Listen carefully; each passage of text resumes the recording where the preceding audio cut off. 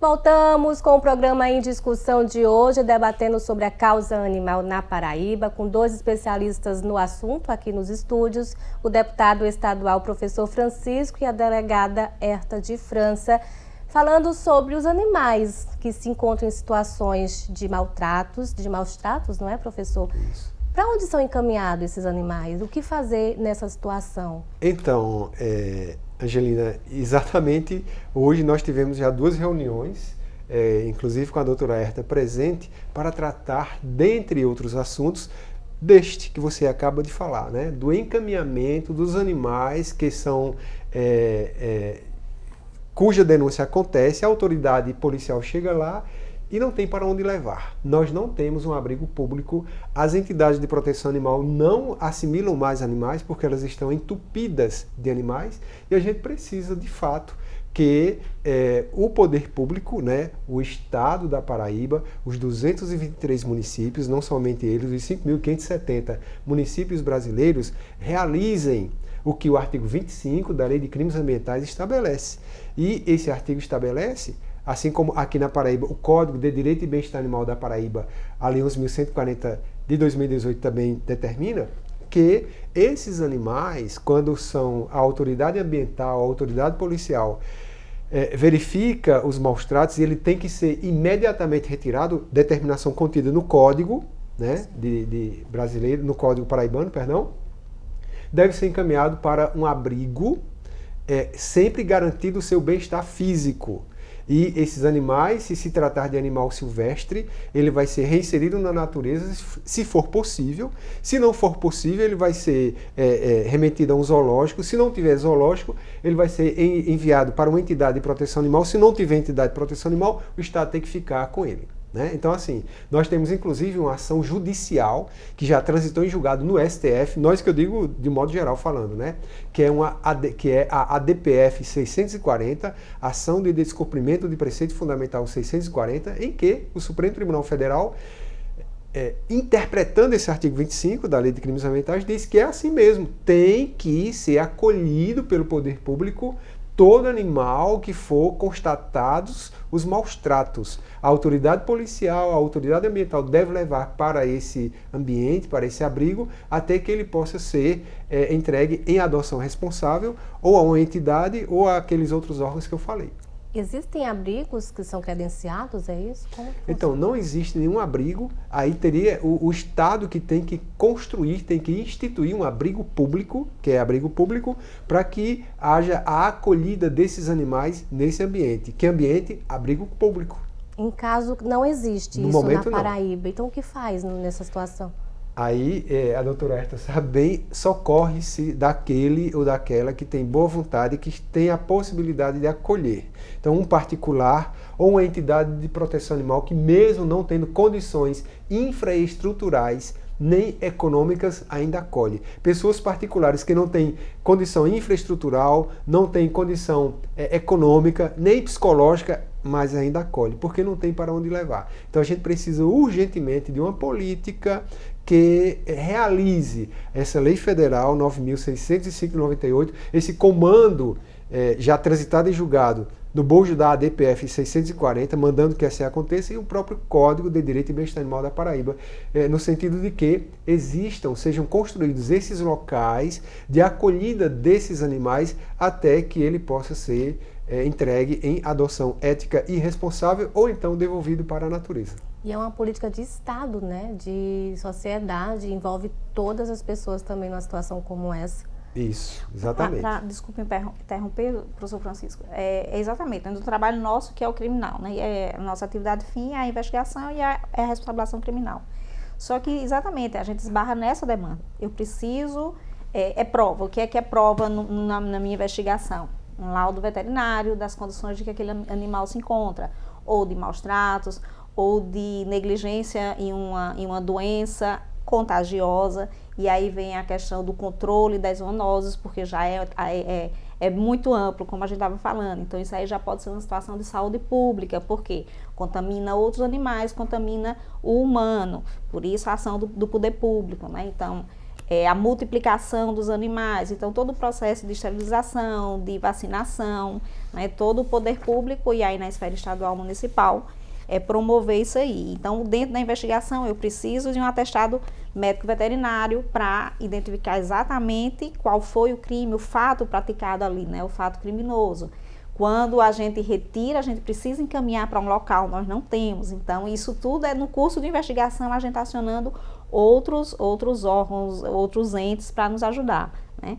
Então, em Campina tem o Centro de Controle de Zoonoses, que não é o local adequado do acolhimento, mas é quem tem contribuído, né, para receber alguns animais. E alguns protetores independentes, algumas ONGs que a gente vai contactando para receber, mas aí depende também de voluntários, de contribuições. Só que nesse contexto todo existe a parcela de responsabilidade do poder público, né? Então, como é uma construção, vamos dizer assim, estamos construindo, graças a pessoas que estudam e lutam já há algum tempo por isso, é uma construção de mentalidade. Então, a proteção do meio ambiente como um todo. E hoje, uma vulnerabilidade muito grande, que são esses animais domésticos e os que estão soltos na rua. E aí a gente tem que pensar nos dois âmbitos, é o humano e é o animal. É o bem-estar animal, ele tem direito à dignidade e à saúde, e aí entra o humano, porque o animal solto na rua, ele vai começar a oferecer risco, mas não é a culpa dele, ele precisa ser protegido por nós, né? Então, como eu falei, pode adquirir alguma doença, ele pode ficar agressivo, ele vai estar faminto, ele vai estar com frio, né? Então, são os dois olhares. A gente precisa proteger o animal e também o beneficiado também é o ser humano, como a proteção do meio ambiente como um todo, né? Quando a gente cuida do meio ambiente, são as próximas gerações mesmo que a gente está garantindo um bem-estar, né? Então, a gente precisa exatamente desse alinhamento, desse fortalecimento dos órgãos, uma construção desse pensamento, né? Para começar a se destinar projetos legislativos, né, produção legislativa, cumprimento pelos poderes executivos dessa legislação que está sendo construída, né, e informação. Então, a mídia, né, a informação, essa multiplicação de conscientização de que existe essa proteção, o que é que a lei diz, o que é que pode ser feito. Então, a gente precisa realmente reunir todos esses segmentos para a gente construir a ideia, né, a mentalidade e executar o que é necessário, né, para melhorar esse cenário. Mesmo em um cenário que precisa avançar bastante, né, podemos dizer que houve algum avanço com o Código de Defesa Animal aqui na Paraíba, professor? Então, podemos dizer que houve, até porque esse código, muito embora ainda esteja parte dele sendo questionada em juízo, mas mais da metade dele está em plena eficácia, né? Então nós temos multas pesadíssimas para quem maltrata animal. Por exemplo, se um animal é encontrado sob maus tratos, a multa que vai inserir em razão de cada animal é mais de R$12.000. Então, em um canil, por exemplo, onde são encontrados 10 animais sob maus tratos, né? Então são 10 vezes R$12.000 e assim sucessivamente. Então temos avançado no sentido de que ele tem sido debatido bastante em todo o país, não somente aqui. Tanto é que, por exemplo, Roraima, doutora Herta, recentemente copiou e colou o nosso, no melhor dos bons sentidos, né? Copiou e colou o nosso código. Amazonas também, boa parte do código. Goiás, uma lei do Rio Grande do Sul, trechos dele também, enfim, um código vanguardista, né, que está aí para ser realizado, mas tem muita política ainda a ser construída, ainda a ser confeccionada a partir das determinações nele, Código Paraibano, existentes, né? Então é uma fase que, como a doutora Herta vem falando, de construção, é uma construção que nós devemos ainda ter uma boa caminhada de sensibilização de legisladores, de executores, ou seja, de gestores públicos, para que a dignidade animal se realize. E em relação a esse tema que você vem tocando, de animais em situação de rua, né, que estão abandonados nas ruas, é também incumbência do poder público, né, fazer essa acolhida. Ele tem que acolher, quer queira, quer não.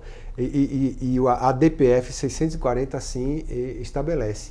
E esses animais não podem ser acolhidos para serem eutanasiados, não. A Lei Federal número 14.228 de 2021 estabelece que animais que forem portadores de doenças zoonóticas curáveis estejam nas ruas, estejam domiciliados, eles não podem ser eutanasiados, eles têm que ser tratados. Por exemplo, animais que estão com esporotricose. É uma doença 100% curável e os municípios vêm pegando esses gatos e eutanasiando. Em verdade, quando isso acontece, não é eutanásia, é assassinato de animal. Porque para que haja a eutanásia, somente naqueles casos específicos na resolução número 1000 de 2012 do Conselho Federal de Medicina Veterinária e nessa lei federal que eu acabei de falar. E se a doença zoonótica de um cachorro que está perambulando pelas ruas é leishmaniose, por exemplo, também não está autorizada a eutanásia. Se o animal estiver em condições que aquela leishmaniose possa ser controlada, não está autorizada a eutanásia. O Estado tem que acolher e tratar. Além de pagamento de multa desses infratores, existe algum tipo de detenção, de reclusão? Sim, sim. A pena é o que nós conversamos. Houve uma mudança em 2020. Então, maus tratos a cães e gatos, e a lei define maus tratos, abuso, mutilação, ferimento, né? E tudo isso está incluído lá na previsão do artigo 32. No parágrafo 3º, se refere a cão e gato, reclusão de 2 a 6 anos. Então, é uma legislação bem rigorosa nesse tratamento. É um tratamento jurídico rigoroso, porque numa situação que esteja acontecendo, é uma prisão em flagrante. Então, o autor do crime, ele fica preso. Não cabe fiança durante a fase policial. Ele vai ficar preso, aguardando audiência de custódia, e o juiz, na audiência de custódia, vai verificar as condições de responder em liberdade ou não. E também perde alguns benefícios futuros processuais, como, por exemplo, suspensão condicional do processo, que é um benefício processual em crimes que a pena mínima é de 1 ano. Então, como os maus tratos a cães e gatos, a pena mínima é de 2 anos, também ele não vai ter direito a esse benefício. Então, com isso, o que é que se tem? Um tratamento jurídico muito rigoroso, que as pessoas precisam ter consciência disso. É um crime mais grave, tratado mais gravemente do que o furto, do que até a lesão corporal em sede de violência doméstica, que inicialmente foi modificada.